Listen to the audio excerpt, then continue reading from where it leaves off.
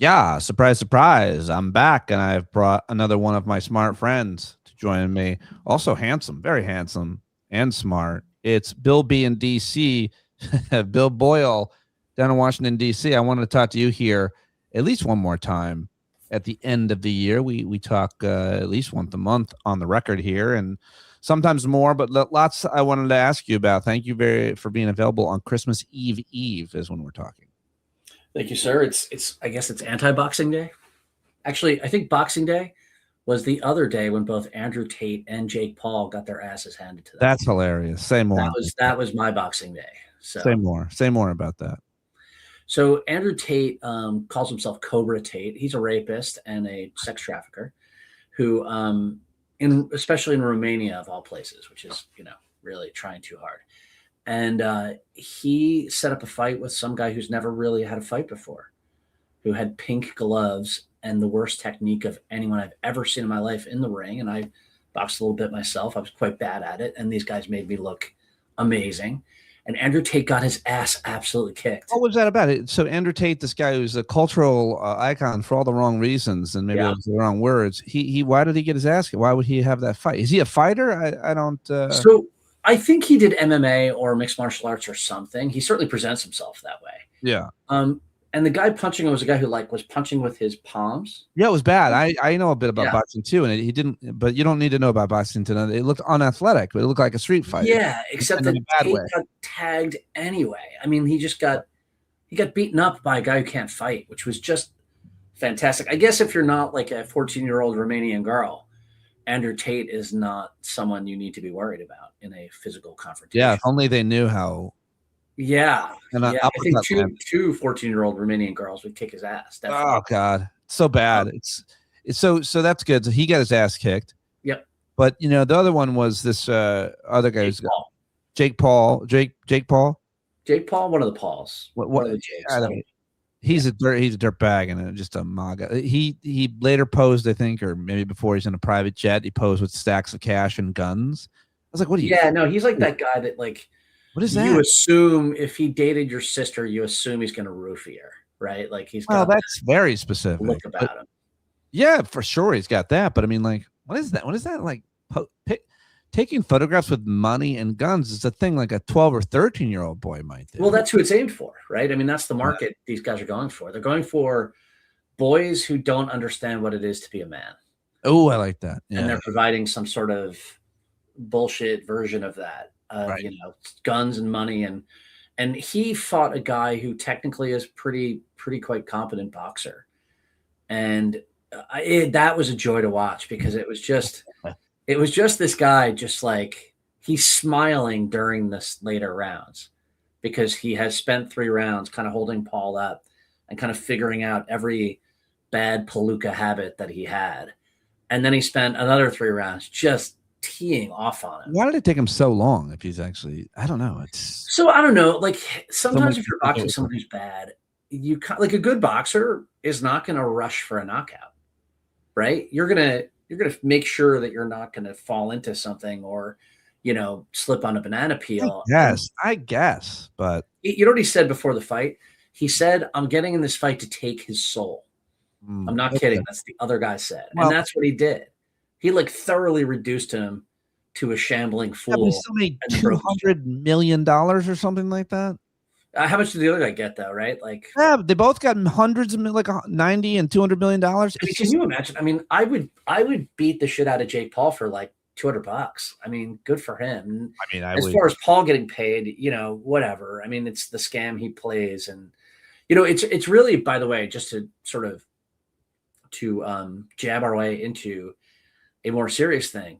All of this stuff is spectacle, and nothing is more fascist than aesthetics and spectacle as politics. And this stuff really fits in our moment. Like, what is another example of this now? Aesthetic for politics, or in the past? You're a big history buff. Oh, right now there's so much of it. I mean, Trump saying that we're going to have Trump battleships that are going to They're called like there's some gold thing he's talking about with the battleships, A or new class of battleships, he said, because he cares a lot about aesthetics. And by the way, it's being covered that way as well. It's yes, a weird, again, very, very childish to care about the way the things look versus function, if not both. Like, or to admit that what he's done with the White House, it's just all. It's so gross. It's so. well, given their many flaws, one thing, or despite their many flaws, one thing you have to say about the Nazis is they were really good at aesthetics. Right. Sure. Yeah. These guys, they went to, who was it? The great French designer that designed the SS uniforms. The hell do I know? Yves Saint Laurent or somebody did. Like, I mean, they went to somebody amazing to get their uniforms designed. Whereas Trump just, slaps gold leaf on shit and wants battleships that look like Cybertrucks of the sea. For his right. And that's another like perfect metaphor, because they're not suited to purpose. They're not going to work. And if there's even one built, I will die of shock. Like, all of this is just show and sensation and spectacle. And it's designed just like Logan or Jake Paul or whatever Paul or Tate. It's designed to just create spectacle for, let's be honest, dumb people to feel a sense of identification and support these people. That's all it is. I think maybe Hugo Boss. Yeah, Rachel. Hugo Boss. Thank you. Who designed the Nazi uniforms. I apologize to Yves Saint Laurent. Talking with the great Bill Boyle, and always a lot of stuff I want to talk with you about.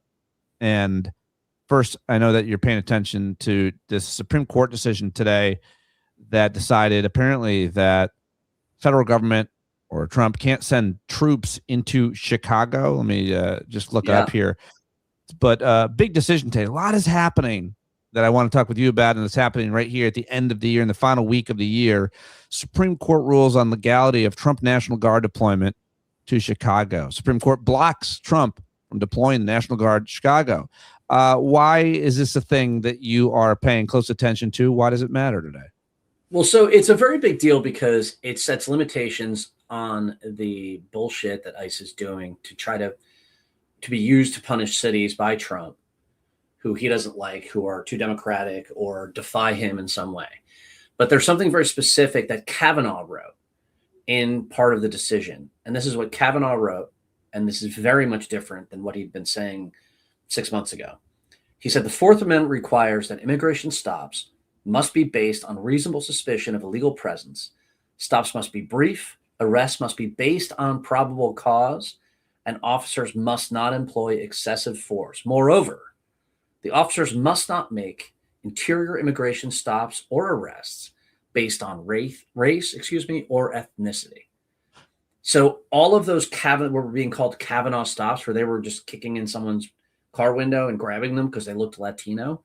Kavanaugh just made it a Supreme Court decision that that's no longer okay. And because he's the one who said it was okay in an earlier decision. Brett Kavanaugh stops refers to a controversial practice in immigration enforcement stemming from Justice Brett Kavanaugh's concurrence in 2025 Supreme Court case, where he suggested immigration agents could consider facts like ethnicity, speaking Spanish, or gathering in certain work areas as part of a, quote, reasonable suspicion for stops, leading to criticism that this enables racial profiling of Latinos and chills free speech, while supporters see it as common sense enforcement of immigration law. And yet today he reversed that. He did. Now, is it a perfect decision? Is it, he says this application does not require us to delve into particular cases or series of encounters or whatever, but he's basically drawing a line under what is okay and what is not. And it's going to provide a legal basis to challenge many things that ICE has been doing in a way that is going to pass muster in the Supreme Court automatically. I mean, the decision today was 6-3. So this was not a close call. And it's a good, somebody called it a brushback of Trump. And I think that's the right way to put it. This is not a wholesale rejection of what Trump is doing. It's not going to completely fix things on that front, but it's definitely going in the right direction. Definitely going in the right direction, not going to fix things necessarily, but this is a pretty significant, if what you're saying is accurate, and I'm sure it is, and I'm looking forward to other interpretations of today's decision, But if you're saying, why was there a decision? Was it an argument? What happened? Supreme Court? The Trump administration Oh, itself right. asked the Supreme Court to approve what they were doing in Chicago. What this also means, though, I'm guessing, is that they won't be able to do this anywhere else either. It certainly makes everything they're doing with ICE legally problematic. Three conservative justices, Thomas Alito and Gorsuch, dissented, while Brett Kavanaugh declined to join the majority's explanation of the ruling. The ruling, a rare loss for the president following a string of wins he's racked up in the high court's emergency docket in the first year of his second term. Justice cleared the way from the fire leaders of federal agencies, dismiss tens of thousands of government employees, and halt thousands of federal grants and contracts. But this is different, and this is very significant based on the terms that we're using. So I'm glad that you mentioned that. Wow. Okay. Yeah, and by the way, what it shows is that Kavanaugh clearly is stung by what happened after he made his last contribution to this legal issue. Right? I mean, he went out of his way, even though he didn't totally agree with the majority opinion, or at least their logic in their opinion. He went out of his way to try to fix the impression that people were given from what he had said earlier. And I think that's a big deal. That tells you that public opinion and I don't know if shaming's the right word, but he certainly doesn't want to be going down as Justice Taney or somebody who had said some horrific, decision that then justified all kinds of terrible things later. So public opinion matters, and making it clear matters. Yeah. And so probably does it matter, I'm guessing, to a certain extent, at least with certain justices on certain issues, the interpretation of the legal scholars that they respect. And they've gone so far out of bounds that so many conservative legal scholars have rejected what they're doing. Also, and then there's just this trend that we've talked about, that they're just politicians, and they're mostly MAGA, but they are really Republicans. And so they draw the line at certain things, apparently like this, and more importantly, and probably most significantly for the economy, on the tariff issue, which they've long been against as these, quote, free market ideologues on the Supreme Court. And so it's, as he's losing popularity, as he's looking more and more like a pedophile, they, as politicians themselves, are starting to think, at least Kavanaugh to some extent, Gorsuch to some extent, Roberts to some extent, maybe not Alito and Thomas to any extent, but it would seem that that's a trend that is happening, that they are going the way of the wind. Yeah, I mean, Trump clearly has lost a step. There's clearly the whole blow up in the MAGA world clearly suggests that a lot of people, I think two things are happening. A, the calendar, right? Or three things are happening. A, the calendar. There's a midterm election and another general election, which is very unlikely Trump can run in any significant way. That's number one. Number one would be less important if Trump was a vigorous, engaged guy. He's not. He's got fat ankles. He's got a bruise on his hand. He's got every sign of having cardiovascular issues, and he is cognitively clearly declining. And number three, of course, is that the economy stinks, that the administration's incredibly unpopular, that, their numbers with Hispanics have reversed by 40 points since January. 40. That's unbelievable. Their numbers are like absolutely tanking. So he's unpopular, he's incompetent, and he's a milk carton whose date is rapidly approaching. So there's every reason in the world to start to disregard him if you care at all, or if you expect to be around in 2028 or maybe even early 2027 when they lose control of at least one branch of the government. And so I think that is what's happening in the Supreme Court right now. I think it's happening with MAGA. You notice there's now open jockeying for position by Cruz, by Vance, by Pence, by various other people to get ready to run in 2028. What you saw, I don't know if you're following what's happening at Heritage Foundation. I'm following it closely. It's really interesting that this is a think tank that has been around for a very long time. They've been very extreme for a very long time as well. I'm old enough to have covered when, what's his name, DeMint, the former senator from, I think, South Carolina. What's his first name? Jim DeMint was there. A real extremist, a real kind of Christian nationalist-y obviously think tank. I could say more about Heritage, but they are now splintering, and all those people who give them a lot of money are saying, listen, either you are an anti-Semite or not. This is all over Jewish Americans, Jewish people, and Israel is my understanding. They don't mind about the racism or anything else, seemingly, but this seems to be because the head of Heritage supported Tucker Carlson in his interview with Fuentes, didn't challenge it, and people are jumping ship and they're going over to a new think tank created by a real Republican, the former vice president. That's right. Mike Pence. How did I do? They're losing Hans von Spankowski, who was the ultimate election, what would be the term? Conspiracy theorist in the Republican Party. But he still was sort of reality based, at least. He followed the law, and he looked for legal reasons why he thought voting was screwed up and whatever. But that guy, by our definition 10 years ago, would have been a wacky conservative, and he's like, nope, I'm out. Like these guys are nuts. There's a push-pull happening there, by the way. The Groyper thing is gotten into Heritage, and guys like von Spankowski, I love that name. It's like talking about like an errant Nazi general who like switched sides, right? But these guys they're looking at this place and going like, a bunch of weird kids are in here who hate my Jewish friends, number one. But then number two, there's suddenly a lot of money out there for somebody like Pence to open another shop. And that to me is the interesting thing, that suddenly big money is going, whoa, hold on. Let's start another thing. Let's bring the Mises Institute over here. Let's give $15 million and let's create another option here. And I think that is a very telling thing. It's, I'm always skeptical about what people say. I'm really interested in what they do, particularly in politics.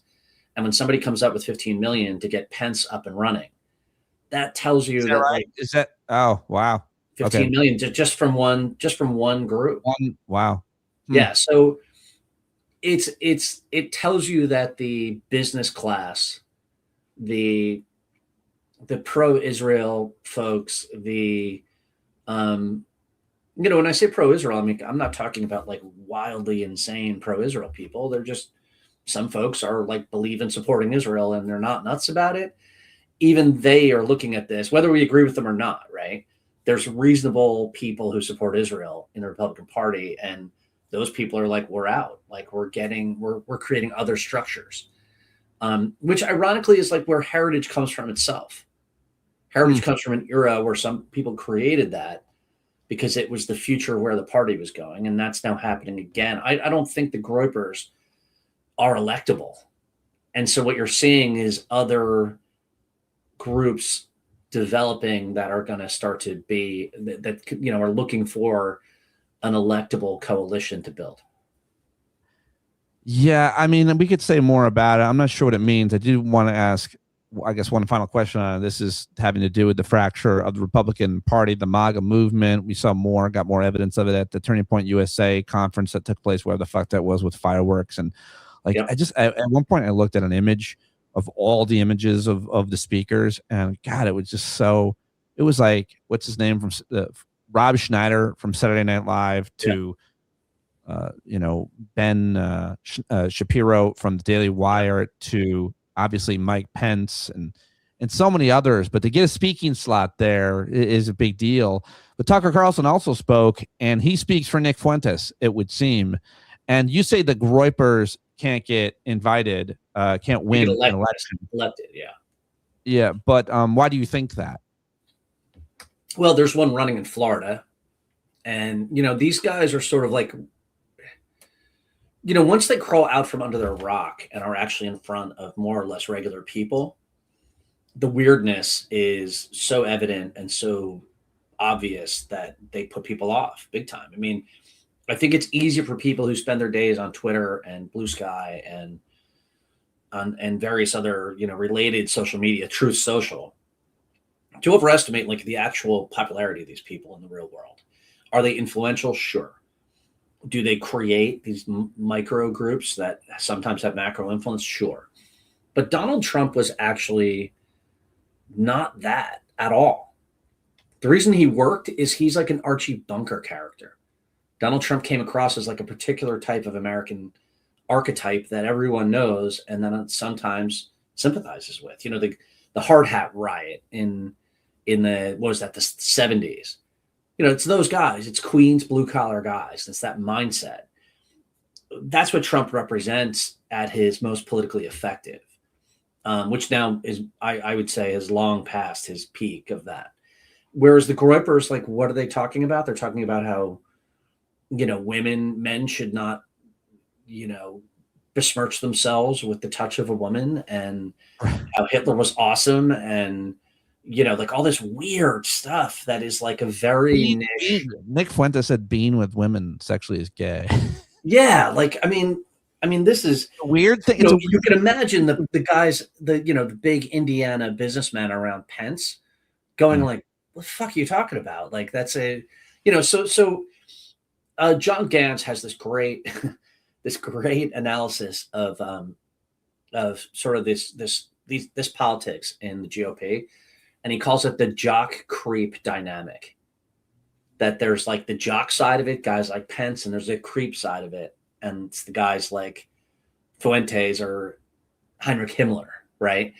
And they don't easily work together, and in the end, the jocks win. I mean, it's just not. No one's going to vote for Nick Fuentes for president. There really aren't, and it's no chance that's happening. And you know who comes closest to it, by the way, of trying to court these people and benefit from it, is J.D. Vance. Right. Yeah, that's important. That's everybody looks at J.D. Vance. Everyone who I think I trust in judgment at all is like, this guy's a gigantic asshole. Like a gigantic asshole. And people don't like him. Vance's numbers, by the way, are bad. His approval numbers are bad. Overall to the American public. He won the straw poll. He won the straw poll at Turning Point USA, which I'm sure you're going to say doesn't matter, but it does matter in primaries. I mean, he could. Well, it matters to get elected to get the nomination. Nationally, his approval rating is dog shit. It's terrible. You know who's a lot more popular than him? AOC is a lot more popular than he is. Mamdani is a lot more popular than he is. I mean, Biden's more popular than Vance. Like Vance is because he courts that creepy douchebag vibe that appeals to the weirdos, but doesn't appeal to people who, you know, talking about heritage Americans, by the way, to a bunch of Italians on Staten Island is not a very effective thing in the end. It works now, it works the GOP. But in other words, to say like, you know, Joe LaMotta from Staten Island is not as American as J.D. Vance because his family got here sooner. Right. That's great for these weird little fights within the GOP. It's really bad to win a national election. I absolutely believe that there is a path, there is a lane, there is a group of people in America that would support a real populist for the working class, the way that a lot of people crossed over and supported Bernie Sanders, who they thought was uncorruptible and anti-war and more about egalitarian ideas, i.e. democratic socialism. And I think that person is AOC. I think that she is the best possible choice for president in 2028, unless Jon Stewart was going to run. And I mean everything I said. I'm not being. No, I mean, I would take AOC over Stewart 100% of the time. I would too. I would prefer her in a lot of ways. She's a real politician, and you need a real politician in that job. I have my issues with winnability. I think it gets harder for her to win. I think it's too soon for her, frankly. I think it's right on time. Well, we'll see, but I'm not sure who I want. But I think it's too soon for her, frankly. Yeah. She should run for senator from New York State, grab that seat, do 2 terms there, and then she's pretty much shooting for president. I'm not sure that either. That could be no matter what, it'll be probably a tough primary for whoever it runs. But I was thinking that Schumer and Kirsten Gillibrand, who are my 2 senators here in New York, they're not going anywhere, I don't think. Schumer's an old guy. He is an old guy, but I think there'd still be a primary. Oh, yeah. I think she would win that primary, though. Well, no, I had no doubt about it. No doubt that she would win the primary. I'm just pointing out that would happen. All right. Well, that's the future of the Democratic Party. We're talking about a little bit of the future of the Republican Party and the MAGA split there. I do think it's worth mentioning or being interesting. just how the spikes in anti-Semitism. We've never seen anti-Semitism like this, and in our lifetimes. The shooting, it's international, against in Australia was absolutely horrific. I think there's huge spikes in anti-Semitism in this country, and on the right, it's really open now. I mean, they are screaming out loud about it. And you're seeing, obviously, a lot of American Jews finally admit to how horrible that threat is, and you're seeing a lot of people standing up to it in traditional, quote, Republicans. But no doubt that is the most, I think, hateful threat. Obviously, they're they're racist, they're sexist. They want to control women, anti-LGBT, but man, the anti-Semitism on the right, I wanted to just keep acknowledging, certainly on the left as well, don't get me wrong, but keep acknowledging the fact that anybody out there can't separate Israel and American Jews, or Judaism and Israel, is, well, you're a stupid person. It's a character test to me. Yes, agreed. Well said. Yeah, character test. Yeah. If somebody, I grew up being a supporter of Israel. I would say that I still am, in the sense that I support the people trying to beat Bibi Netanyahu within Israel to put Israel on a better path, because the path that it's on is going to destroy Israel in the long run. And I think they're committing war crimes in Gaza, and I think that's an utterly shameful thing, horrendous, etc. That doesn't mean I hate Israel, or that and more particularly, I mean, I know so many Jewish people who are even more upset about it than I am, right? Like, so it's just a great democratic socialist from Europe in the 1880s or 90s. He said, anti-Semitism is the socialism of idiots. And I love that. Because anti-Semitism is used as a populist tool to avoid all the things that democratic socialism tries to fix. Right.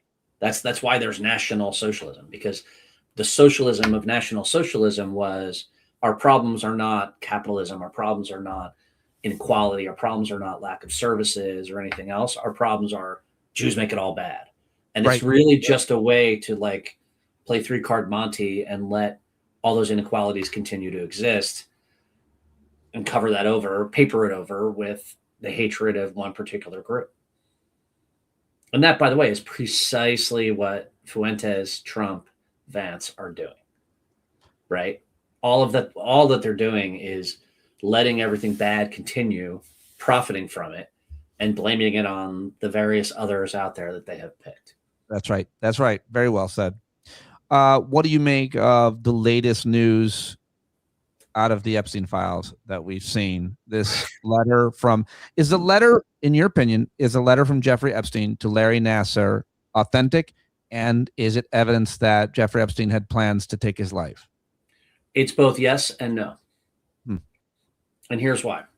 Go ahead. It's was put out by the DOJ itself. This letter was not put out by some random person. That authenticates it in terms of public opinion.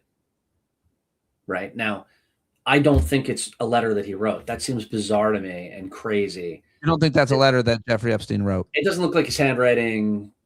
DOJ pointed out the dates are wrong. Have you seen any analysis that said that it wasn't his handwriting? It just doesn't look. What I've seen some of his stuff, and it just looks too well written, and for a variety of reasons, it just seems weird to me. I mean, I've never heard that he and Larry Nassar were carrying on a correspondence. That also seems a little too on the nose. Go ahead. Let's just say I am very agnostic on that. It seems too pat. It seems too on the nose, just in many ways. However, here's the thing. It matters now because the Trump administration chose to slow walk the files. It chose to politicize what was released and what was not. It chose to break the law. And in doing all of those things, it played right into the hands of every conspiracy theorist about the Epstein files from day one. Because whether or not there's any evidence of Trump raping someone, abusing some young woman, etc., it is actually now a conspiracy to, at minimum, hide something. right? There's no other reason. If Trump knew that he was good and he was fine on all of this stuff, he would have put out a statement saying, hey, we're releasing all of this stuff on December 19th. There's going to be lies in there about me because a lot of people said and did a lot of crazy things in relation to this. But I am confident that there's nothing in these files that are ever going to show me, are ever going to be shown to have proven that I've done anything wrong. So America, we're dropping them all. Knock yourselves out.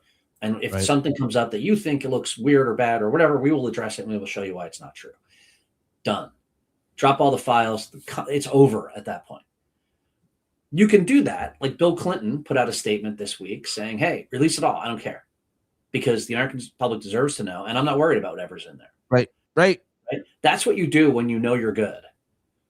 Everything Trump has done. To be clear, Bill Clinton is gross and terrible. Oh, of course, but he knows he's good on this. He knows he's okay on this. He must. I don't think he knows he's good. I think he doesn't. He thinks he's not. Bill Clinton is so not a guy who falls on his own sword. Or, well, he's a guy who's often fallen on his own sword, but not intentionally. Bill Clinton put that statement out because he knows that there's nothing, almost certainly not going to be anything in there that he can't say, no, this is bullshit and here's why. Right. Trump doing what he's doing, he just gives credence to everything. And so it no longer truth, ironically for Trump, because normally that he's on the other side of this, the truth no longer matters. He has made it clear that there's things in there that are very embarrassing for him. And so he's giving credence to this stuff. If it turns out that that letter was a forgery or some skullduggery going on, people are going to say, well, wait a minute, you're the ones who put it out. And by the way, you put it out on Friday night, then you withdrew it. Or you put it out, whatever, Monday night, and they literally put it out, put it up. And then a couple hours later went, oh shit, and they deleted it, but people had already copied it. Right. I mean, if you're putting, and they've done this, by the way, with multiple documents. So they're already showing that they're playing a shell game. The exact authenticity of that letter is no longer all that relevant. It's going to be obvious to any normal person they're trying to hide something. And it's going to be the fulfillment of every conspiratorial person's fantasy that they're doing what they're doing. So, is that letter legitimately 100% true? Who the fuck knows? I don't know. All I know is that they are manipulating the information. And incredibly ineptly so, by the way. With ineptitude that is, I'm sorry, but, strong men with tears in their eyes could have done a better job of this. Right? It's just, any moron could have done a better job of this. These guys are screwing it up gigantically. Right. Which I love, to be clear, because it's going to be in the news every week until the day he's out of the White House. Right. Exactly. It's not going away. And that is such a huge, that's one of the things that you always say when we talk about politics. And I think it's, something that's very important to look at, not reacting just to the moment, but how a story is going to play out or how much a story is going to affect popular opinion or politics, the important news stories of the day in the long term. You're always good to point that out. And I think this is the perfect example of it. And there are plenty more, obviously, as the economy continues to slow down. By the way, it's like every day is a nightmare in the news. I won't look away from it. I know some people want to and need to, and that's fine. This is part of my work. Plus, I think it matters a lot, and I want to know what's happening and be able to talk about it for sure for my work. Finally, the windmill decision yesterday, shutting down all these wind farms that are in the works or that are already working, that we're going to power over 2 million homes on the East Coast. Yeah. When energy prices are skyrocketing and you have an energy source that's cheap and up and running, you don't turn it off, literally. And B, it's all a lie. Every reason that they said they were going to do this is completely untrue and a lie. And finally, when the economy is sputtering, and even when it's not, you're putting people who build those wind farms out of work. So hundreds, if not thousands, of people will be out of work. Energy prices will go up. I guess maybe he doesn't care because they power a lot of blue states mostly, but there are red state voters in there or Trump voters in there. Sure. And so I don't know if you had any thoughts on that, but that's a huge story that kind of, I don't know, might get buried or undercovered in the last 24 hours. Right. So it's 2.5 million people would get power from them. Who are these fucking idiots watching us today on YouTube? There's a bunch of fucking idiots watching. Oh, I'm sure you get some. I mean, not usually. It just must be like the time of year or something. I wish. Yeah. Listen, I'm happy to have him here because it means more and more people are watching. Don't get me wrong. Most people listen to the show on the podcast, but it's just like some guys like, is it cheap? Is wind energy cheap? Yeah, you stupid fuck. What are you, fucking stupid? Yeah, there's plenty of research out there. In fact, he would have been right 15 years ago. Even if it was more expensive, you would still want it because it's cleaner. But only a fucking idiot would. But now it's actually cheaper and it's cleaner. Exactly. So how we got so many fucking idiots to become pro pollution. Like that is an impressive feat that someone thinks that it's like somehow masculine to support a certain kind of energy like coal and oil and gas, or that, you know, scientists are fucking cucks and pussies. Like that is a really it's always impressed me that there's been almost a gender dynamic, a masculinity thing. Like clean energy is somehow soft and cucky and weak. No, you're the dumbest, literally the dumbest people believe that. So I'm glad to have them watching. Yeah. Well, so here's the thing, and they say now he's like cockface calling people idiots. They always talk about dicks. Right. They're always 1,000% loving cock. They love cock so much. They're all gay. They're all closeted gays. That guy Frederick DeLory in the chat is gay. That's a gay person. Cockface. The insults that they always spew against men are something about penises because they're obsessed with them. I'm sorry, Bill. Or the cuck thing. There's a lot of inadequacy. It's all signaling they're one rolling rock away from a cock. Right. Nice. Damn. Why a rolling? Could you at least like give the guy a decent beer? No. To accept, you know, his homosexuality. Like name the beer. Name it. It wouldn't take much. A good microbrew, though. Come on, not Rolling Rock. Rolling Rock tastes like my shoe. So anyway, I was at the Jersey Shore on this island a while back. My kid and I are rolling around, and we keep seeing these "Save the Island" stickers everywhere, and we're like, "Fuck is this about? That's weird." And eventually, I go and look at one of them up close. And it was that they were going to build windmills out 8 or 9 miles out in the ocean, which is over the curve of the earth, so you couldn't see them from the island. And the Save the Island was the local campaign to have them not be built because it was supposedly going to ruin the island, that they were building these windmills way out there. And that's similar to sort of the rolling coal guys who make their trucks, you know, intentionally create a lot of smoke and whatever. And it's, again, getting back to the aestheticization of politics, where policy matters a lot less. It's all about, instead, sort of, what do I identify with? What makes me feel like a man or not like a cuck to whoever that dude is, right?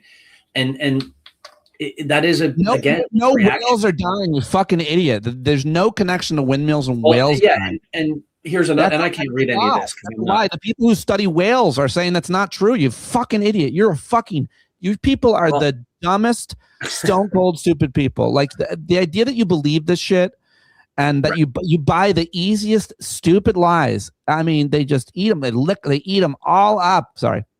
So also, like that whole idea about whales being hurt by it, that's actually totally bullshit. In fact, fishermen in New England were intensely against the windmills because they thought it was going to hurt the fishing. No, I'm not mad. I'm not mad. I'm embarrassed for these people. I'm embarrassed. They're like, are you mad? I'm like, no, I'm not mad. I'm making fun of you. I'm not mad. Well, I'm glad you're here, you stupid fuck. I'm happy. I'm happy that you're here. If you're a real person and not a bot, you are a dumb fuck. You're still watching this. Sorry. That's okay. So what if Fred had ever actually fished off of the coast of He's never left his mother's house. He's never kissed a girl. He's never so he's afraid to put a worm on a hook. I've actually spent a lot of time, or a fair amount of time, on that ocean. And guess what they used to do back in the day to create more fishing grounds? They would sink ships, hulks of ships, because when you put those obstructions in the deep water, it creates breeding grounds for smaller fish, which gets you more bigger fish, which gets you more to fish for in general. New England fishermen were vehemently against the windmills in New England. Now they advocate for them because the windmills create more fishing grounds for you. And whales have sonar. They're not so stupid that they run into big pylons in the middle of the sea.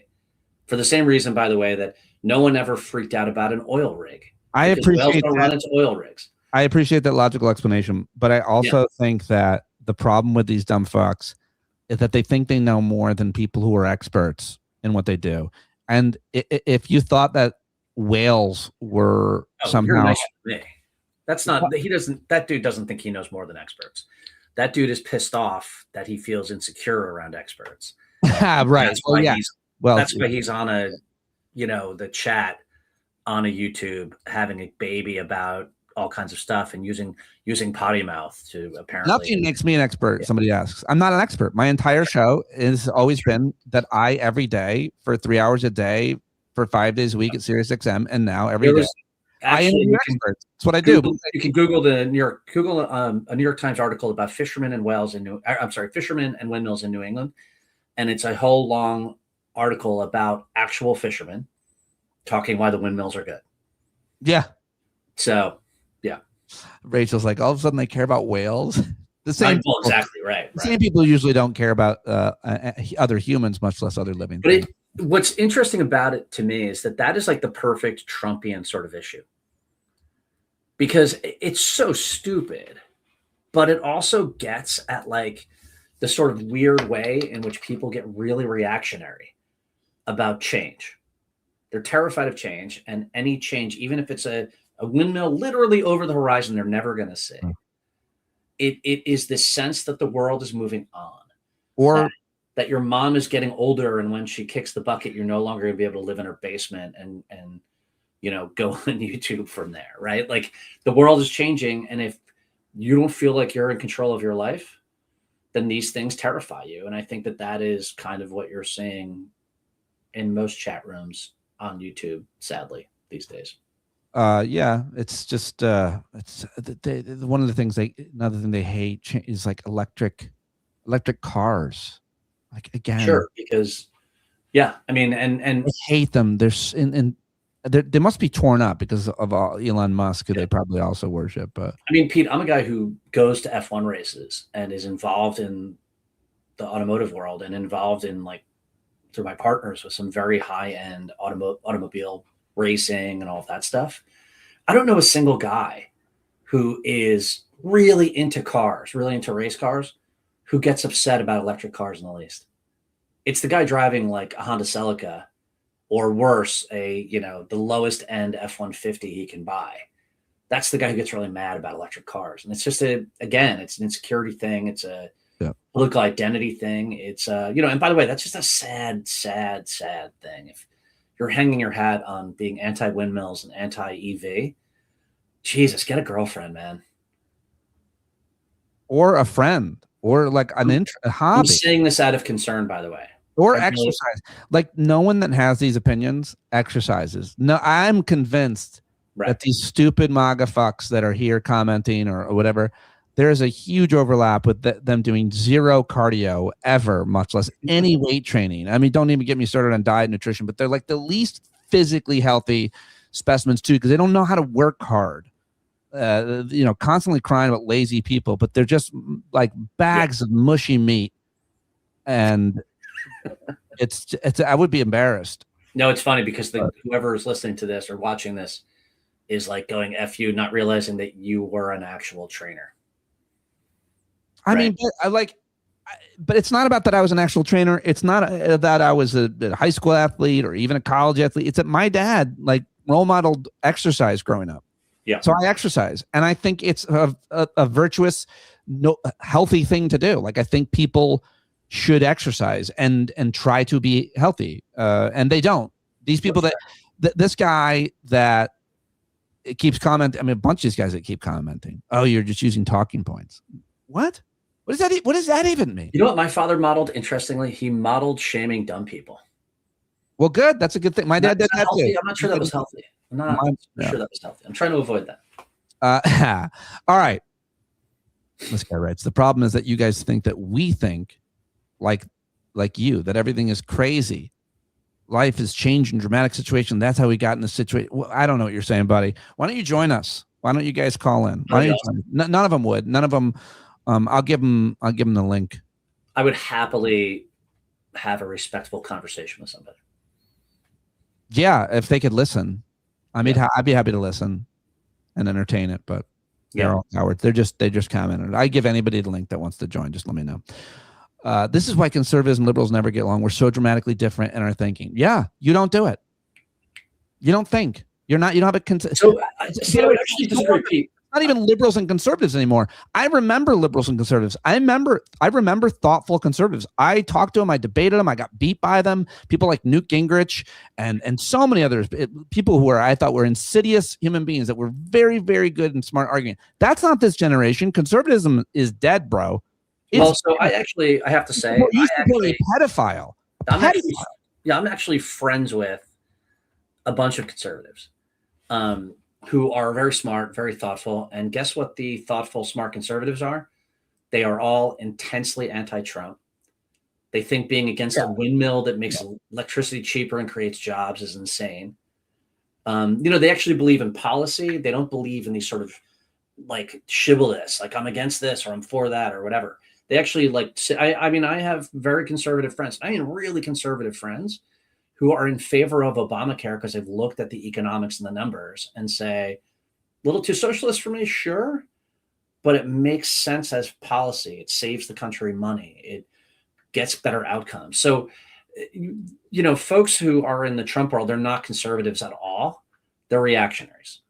Well, yes, but I don't even agree necessarily with your depiction of conservatives because I think that they're almost entirely reactionaries. Like this guy again, liberals won't open borders. Conservatives won't let immigrants want immigrants to enter the country legally. This is why you're the assumption that I'm a liberal, actually. Well, the idea that this guy and anybody else would argue that the conservative idea of immigration is that they want them to enter legally it betrays that they don't pay attention at all and that they don't understand that the conservative position on immigration overwhelmingly and today is against it, all of it, any type of it.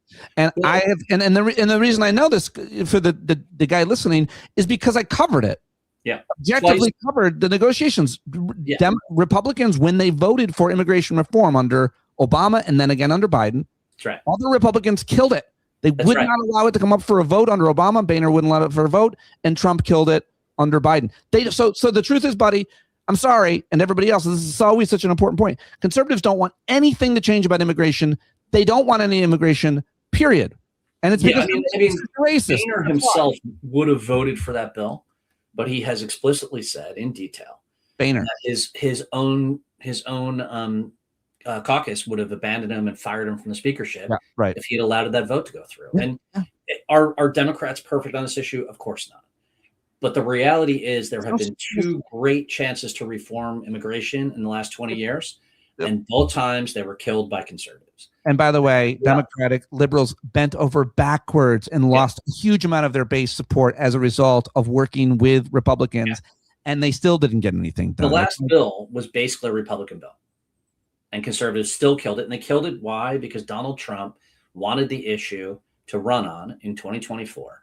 And so he instructed them to kill it so that he could run on immigration being a problem in the election. And that's not liberal or conservative. That's reality. Let me ask you another question along these lines. Perfect for a lot of these MAGA people watching. You're going to love this, folks. Listen when Bill Boyle explains how the world is looking at America right now, especially in Europe, but everywhere else as well. You could look at Russia, you could look at China, you could look at our adversaries, which are now our friends in many ways, and our friends are now our enemies. You could look at Canada and you can look at Europe. But this idea that these guys think that respect is the thing that's important, versus be that they're getting any respect. Like, even if I believe that it was about respect and about strength that other countries support, now they support pragmatic ideas that are in their own self-interest. It's really minimizing to talk about projecting strength and demanding respect from the rest of the world.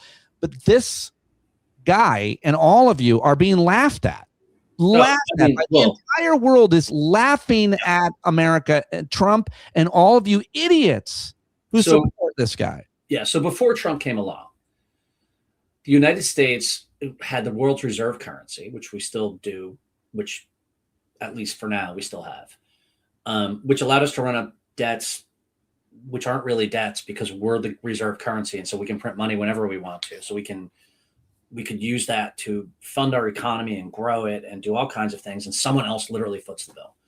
We had almost every single one of the world's most influential and financially, economically successful states as client states to the United States. Like NATO existing, where the United States guarantees Article 5, means that all of those states, whenever they want to do something to some degree, have to check in with the US and say, what do you think? That also applied to Japan, applies to Taiwan, where all the chips are made, applies to a lesser extent to places like Indonesia and Vietnam and Thailand and all of the places producing oil. All these countries, in the way the world worked until Trump came along, had to go to the US first and kind of say, what do you think? Now, did they always agree with us? No. Did they always do what we wanted to do? No. But we had to spend very little money to have a world that was designed for us. And there was no, the idea that you need people to like let Trump walk in front of a bunch of European presidents like he did in his first term, where he's shoving people aside. That's like the bully who mistakes the fact that he can push people on the playground. That bully imagines that he is a big man in the world. He's not. He's a fucking idiot on a playground.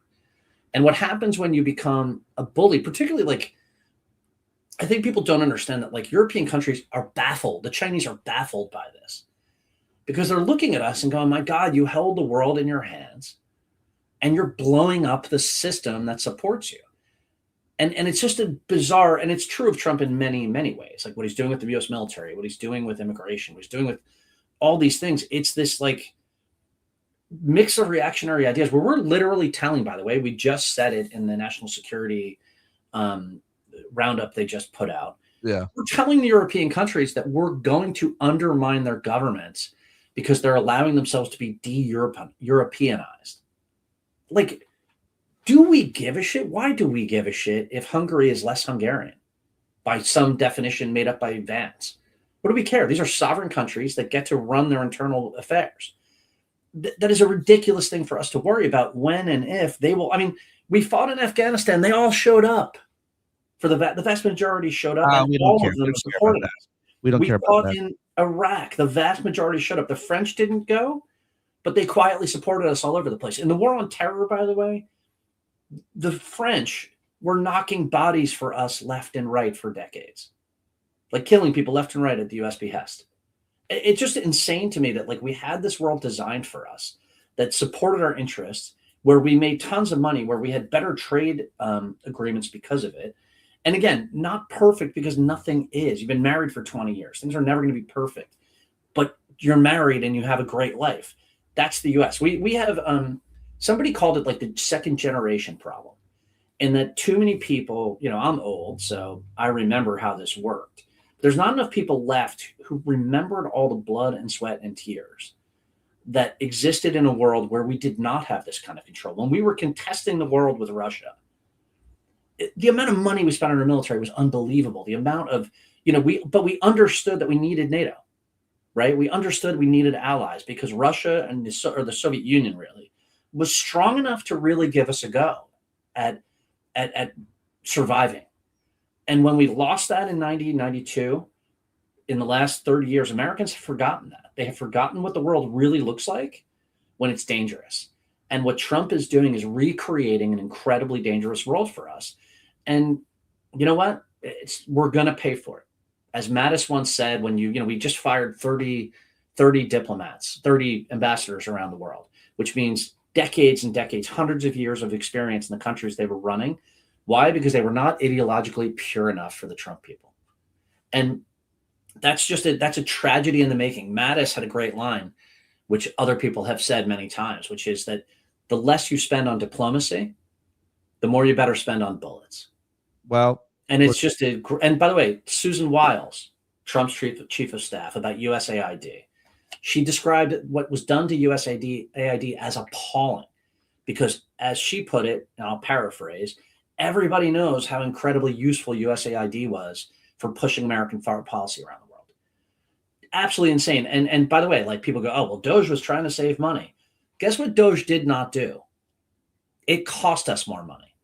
America is spending more money now, in part because these agencies have gotten gutted and there's less control and there's less management of the government. We're spending more money now than before Doge. And that is, and speaking of mental illness, if you think Doge was good, wasn't the whole point? Wasn't the whole point to save money? And yet it's not. It's absolutely stupid. And, you know, I'll end with one thing. Even Elon Musk said it was a mistake. These people are fucking right. I mean, well, here's one last thing that I'll tell you that just, it's a detail that I think illustrates it really well. We have the greatest preponderance of military naval force in the Caribbean that we've had since World War II. The U.S. was chasing a Venezuelan oil tanker and they were unable to catch it. A freaking rust bucket, shitbird, old Venezuelan oil tanker was able to escape, quote unquote, into the Atlantic. Really? I didn't know that. That is just the most absurd and ridiculous thing. And again, that points at, like, these guys are just sort of flailing around doing things, and they don't understand the world. They don't understand what's useful or, you know, by the way, America is very powerful, but every country has limits to its ability and its to function, its ability to do things. You have limited bandwidth, even if you're the world's greatest country, which we are. I am a unrepentant American patriot. I fucking love this country. I want this country to win.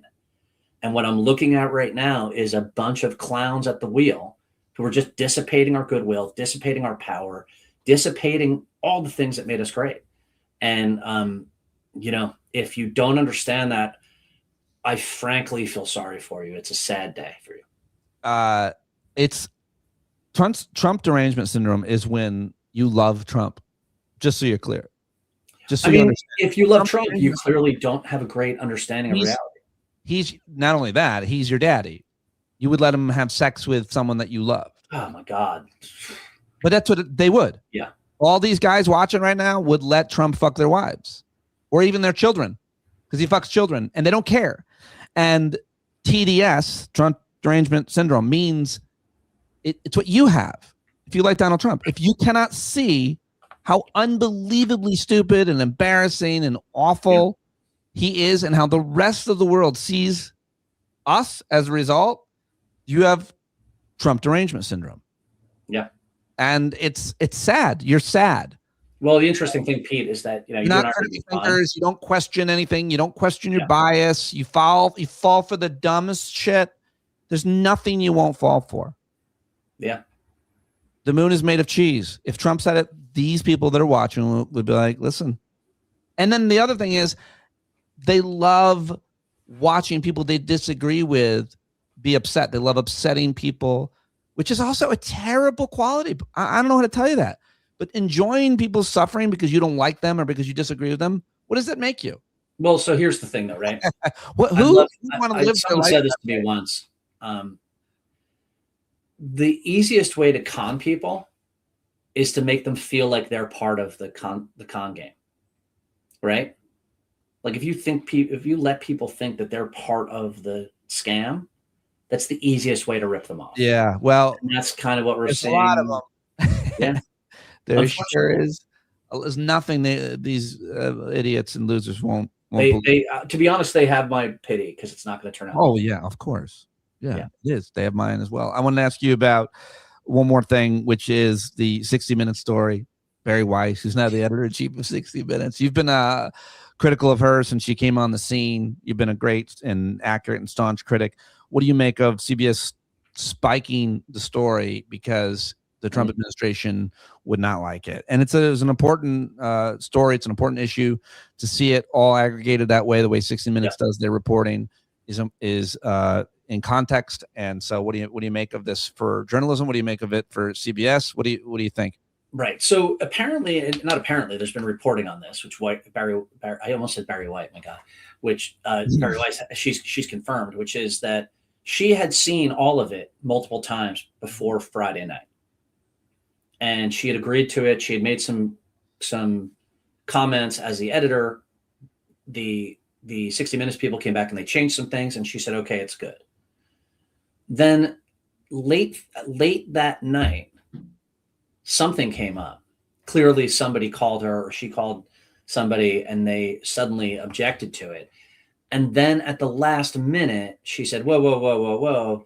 You need to get someone in the White House to comment on this. 60 Minutes had already asked the White House for comments, and they had been blown off. Right. And when you say basically we can't run a story unless the subject of our story has the right, like you have to get them on. If you can't get them on to comment about it, we can't run it. That means like you couldn't run a story on Jeffrey Epstein being a pedophile if he wouldn't come on camera and talk to you about it. Right. So it's it's basically giving the White House or anyone else that you choose to give this power, you're giving them a veto on running a story. And that it's obviously ridiculously bad journalism. It's obviously giving people in power a veto on any bad news about them coming out. It's also, by the way, an incredibly bad own goal, because that story ended up being played. You can find it online anywhere you want to see it. It's a horrendous story about how most of the people going to CCOT in El Salvador are not criminals at all. It's going to get it more traction. It's the Streisand effect, because again, they mishandled it. They're so clumsy about it. And also because what the bottom line is, regular people like the truth. They do. Regular people like the truth. And it's obvious the truth is being hidden here, or ineptly attempted to be hidden. And so I think again, another own goal by some dumb people who, get benefit out of hovering within the orbit of Trumpism. Right. Yeah. Certainly Barry Weiss has. Weiss. Yeah. It's once you do it, you're done. You can't. You really put that in my brain. Yeah. Well, I appreciate all of the things you said during this hour. It's always great to talk to Bill. Thank you, everybody, for watching live. You can support the show at patreon.com/Pete Dominick. And to all the MAGA fools listening and watching, thank you. Thank you very much for the numbers. Thanks for joining us today. Yeah. And thanks for giving us a little bit more to comment and make fun of. Yeah, and I would actually wish everybody a happy Hanukkah, Merry Christmas, and that includes all you MAGA guys out there. I hope you guys hope you have a good holiday along with everybody else, and seeing the light would be kind of cool. I wish nobody suffering. I wish you joy, peace, and love. I hope your family has a good holiday, no matter what your thoughts are. I believe believing anything else is poison for your soul, no matter what your philosophy. That's right. Or underpinnings are. Cheers.